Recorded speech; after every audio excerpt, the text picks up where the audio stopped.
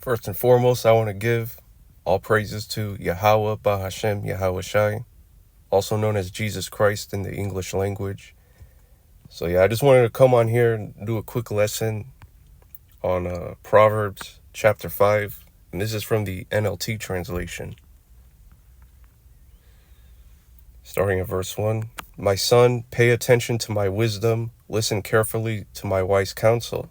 Then you will show discernment, and your lips will express what you've learned. For the lips of an immoral woman are as sweet as honey, and her mouth is smoother than oil. But in the end she is as bitter as poison, as dangerous as a double-edged sword. Her feet go down to death, her steps lead straight to the grave. For she cares nothing about the path of life. She staggers down a crooked trail and doesn't realize it. So now, my sons, listen to me. Never stray from what I am about to say. Stay away from her. Don't go near the door of her house. If you do, you will lose your honor and will lose to merciless people all you have achieved. Strangers will consume your wealth, and someone else will enjoy the fruit of your labor. In the end, you will groan in anguish when disease consumes your body. How you will say, how I hated discipline. If only I had not ignored all the warnings. But why didn't I listen to my teachers? Why didn't I pay attention to my instructors? I have come to the brink of utter ruin, and now I must face public disgrace. Drink water from your own well. Share your love only with your wife. Why spill the water of your springs in the streets, having sex with just anyone? You should reserve it for yourselves. Never share it with strangers. Let your wife be a fountain of blessing for you. Rejoice in the wife of your youth. She is a loving deer, a graceful doe. Let her breasts satisfy you always. May you always be captivated by her love. Why be captivated, my son, by an immoral woman, or fondle the breasts of a promiscuous woman? For the Lord sees clearly what a man does, examining every path he takes. An evil man is held captive by his own sins.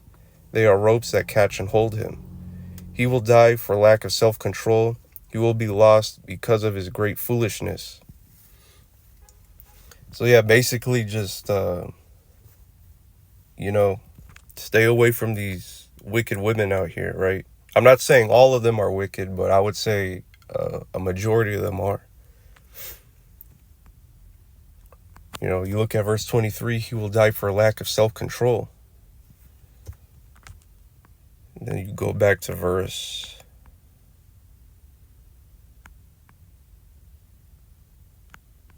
11. In the end, you will groan in anguish when disease consumes your body. A lot of these women out here, the wicked ones, they go around having sex with a bunch of dudes, right? And they catch all these various, diseases out here.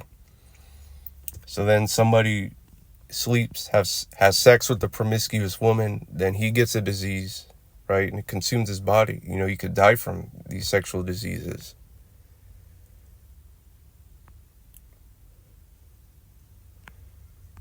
And then strangers will consume your wealth, and someone else will enjoy the fruit of your labor. Right, so a lot of times I've heard stories, of men, they get with women, right? And then he invites her over and stuff. She knows like the direction, the address and all that. And she'll like call up a bunch of her, male friends, right? And then they come and rob the guy. Which, that fulfills what this verse is talking about. That's an example of that.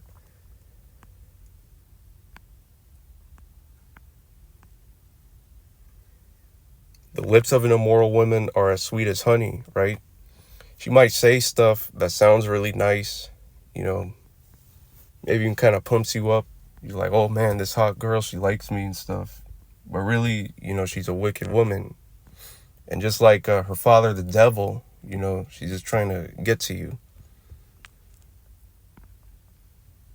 But in the end, she's bitter as poison, as dangerous as a double-edged sword. Like I said before, she could give you a sexual transmitted disease.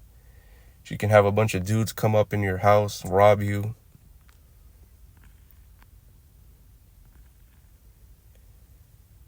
Strangers will consume your wealth. Or, you got a lot of wicked women. They'll get with a guy, just to marry him. And then shortly after, divorce him, take all his money, right? You will say how I hated discipline. If only I had not ignored all the warnings, right? We got to stay in the word, study and meditate on the scriptures, and ultimately, the Holy Spirit, will protect us from these wicked women. You definitely use discernment.